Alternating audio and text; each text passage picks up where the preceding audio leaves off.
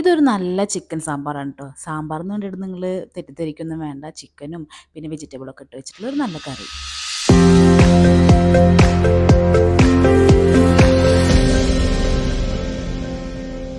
ഇത് ഞാൻ കോവിഡ് ടൈമിൽ ഉണ്ടാക്കിയിട്ട് എല്ലാവർക്കും ഇഷ്ടമായിട്ടുള്ളൊരു റെസിപ്പിയാണ് ട്ടോ.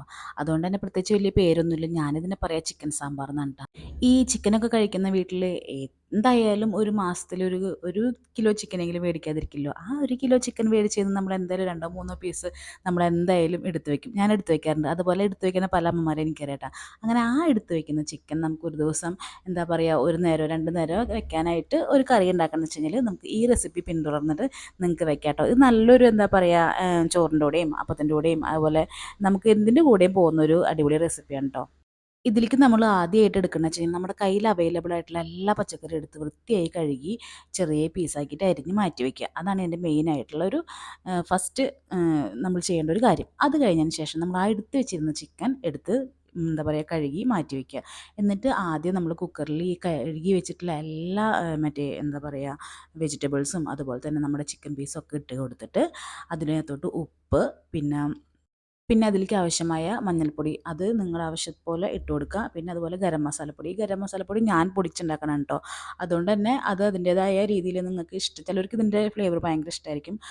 അല്ലാത്തവർക്ക് എന്താ പറയുക മിനിമലായിട്ട് ഇട്ട് കൊടുത്താൽ മതി. പിന്നെ അത് വെള്ളമൊഴിച്ച് മൂടി വെച്ച് വേവിക്കുക. ഒരു 2 വിസിലിനൊക്കെ അത് വെന്ത് കിട്ടുള്ളൂ കേട്ടോ. അതവിടെ വെന്ത് എന്താ പറയുക സെറ്റാവുന്ന സമയം കൊണ്ട് നമുക്കൊരു പാത്രത്തിലോട്ട് കുറച്ച് വെളിച്ചെണ്ണ ഒഴിച്ചിട്ട് തേങ്ങ നമുക്ക് നല്ല രീതിക്ക് വറുത്ത് കൊടുക്കാം കേട്ടോ.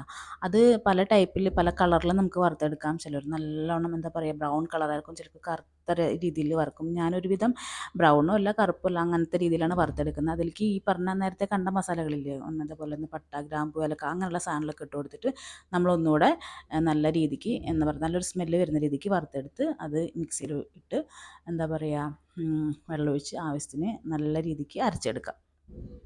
പിന്നെ ഈ അരപ്പ് നല്ല രീതിയിൽ നല്ല എന്താ പറയുക മഷി പോലെ എന്നൊക്കെ പറയില്ലേ അങ്ങനെ അരഞ്ഞോട്ടെ കേട്ടോ. എന്നെങ്കിലേ അതിൻ്റെ ആ ഒരു ടേസ്റ്റ് ഉണ്ടാവുള്ളൂ. ഇല്ലേച്ച് ഇങ്ങനെ തരിക്കുത്തി കിടക്കും.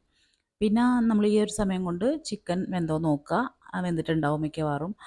പല കുക്കറിലും പല ടൈപ്പിലാണ്. വെന്തില്ല വെച്ചെങ്കിൽ ഒരു വിസിലിനും കൂടി ഇട്ട് കൊടുക്കുക. അതിന് ശേഷം അതൊക്കെ മാറ്റി വെച്ചതിന് ശേഷം നമുക്ക് ഇതിലേക്ക് ഒന്ന് എന്താ പറയുക മസാലകളൊക്കെ ആക്കണ്ടേ. അതിന് വേണ്ടി ഇഞ്ചി പച്ചമുളക് വേപ്പില തക്കാളി അതുപോലെ തന്നെ ഉള്ളിയെല്ലാം അരിഞ്ഞ് വെക്കുക. ഒരു പാൻ എടുത്ത് വെക്കുക. അതിലേക്ക് വെളിച്ചെണ്ണ ഒഴിക്കുക. അതിലേക്ക് ഈ വക സാധനങ്ങളൊക്കെ ഇട്ട് നല്ല രീതിക്ക് സോട്ട് ചെയ്തെടുക്കുക.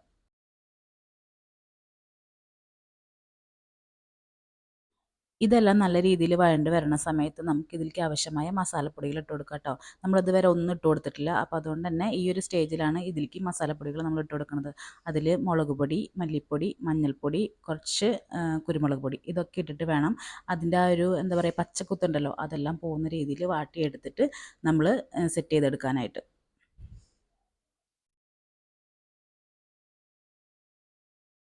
മസാലയുടെ പച്ചക്കുത്തൊക്കെ മാറിയതിന് ശേഷം അതിലേക്കൊരു അര തക്കാളി മുറിച്ചിട്ട് അതും കൂടെ ഒന്ന് വഴറ്റിയെടുക്കുക. അതിനുശേഷം നമ്മൾ അരച്ച് മാറ്റി വെച്ചിരിക്കുന്ന അരപ്പ് ഒഴിച്ചിട്ട് നന്നായി ഒന്ന് ഇളക്കി യോജിപ്പിച്ചിട്ട് അതിലേക്ക് നമ്മൾ ഈ വേവിച്ച് വെച്ച ചിക്കനും പിന്നെ അതുപോലെ തന്നെ വെജിറ്റബിൾസ് ഇട്ടിട്ട് നല്ലോണം ഇളക്കി ഒരു കുറച്ച് എന്താ പറയുക വെള്ളം വേണമെങ്കിൽ വെള്ളം ഒഴിച്ചിട്ട് ഒന്ന് മിക്സ് ചെയ്യുക. അതല്ല വെച്ചെങ്കിൽ അതിലത്തെ വെള്ളവും പിന്നെ അതുപോലെ തന്നെ നമ്മൾ അരപ്പിലെ വെള്ളം കൂടി മിക്സ് ചെയ്തിട്ട് ഒരു കുറുകായിട്ടുള്ളൊരു ചാറ് വേണമെങ്കിൽ അങ്ങനെ ഉപയോഗിക്കാം കേട്ടോ. ഇത് നല്ലൊരു ടേസ്റ്റുള്ള കറിയാണ്. എന്താ പറയുക ചോറിൻ്റെ കൂടെ ആയാലും നമുക്ക് സാധാരണ രാവിലത്തെ കറിക്കായാലും ചപ്പാത്തിക്കായാലും ഒക്കെ നല്ല രീതിക്ക് പോകും. പിന്നെ ഈ കറിയുടെ ലാസ്റ്റ് സ്റ്റേജ് എന്ന് പറയുന്നത് ഒരു ഗാർണിഷിംഗ് ആണ്. അതിന് വേണ്ടിയിട്ട് നമുക്ക് വേണമെങ്കിൽ കുറച്ച് വേപ്പിലയും അതുപോലെ തന്നെ മല്ലിയിലയും കൂടിയിട്ട് ഇട്ട് കൊടുത്ത് ഒന്ന് ഇളക്കി യോജിപ്പിച്ച് ഒന്ന് ചെറുതായിട്ടൊന്ന് ഒരു 2 മിനിറ്റ് സിമ്മിലിട്ടിട്ട് നമുക്കൊന്ന് അതിൻ്റെ ഒരു ഫ്ലേവറൊക്കെ പിടിക്കുന്നവരെ അനുവദിക്കാം. അതിന് ശേഷം കുറച്ച് വെളിച്ചെണ്ണ ഒഴിച്ചിട്ട് അതിലേക്ക് ഈ പറഞ്ഞ പോലെ ചെറുള്ളിയും അതുപോലെ വറ്റൽമുളകും കറിവേപ്പില ഇട്ടിട്ട് ഒന്ന് താളിച്ചൊഴിക്കുക.